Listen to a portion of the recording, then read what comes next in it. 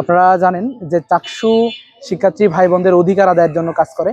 পাশাপাশি বিভিন্ন দিক থেকে শিক্ষার্থী ভাই বোনদেরকে কিভাবে ট্রেন আপ করা যায়, তারা তাদের যে বিভিন্ন ক্ষেত্রে কিভাবে দক্ষ করে তোলা যায়, সেক্ষেত্রে আমাদের গুরুত্বপূর্ণ জায়গা হলো যে আমাদের বোনদের হলে যারা থাকেন, ক্যাম্পাস শহর থেকে অনেক দূরে হওয়ার কারণে ছোট ছোট বিষয়গুলো নিয়েও আসলে তাদেরকে অনেক ছোটাছুটি করতে হয়। সেক্ষেত্রে আমরা সেলাই মেশিন, আমরা একটি প্রজেক্ট চালু করেছি, যেটির মাধ্যমে আজকে আমরা বিজয় 24 হলে 3টি সেলাই মেশিন উপহার দিয়েছি।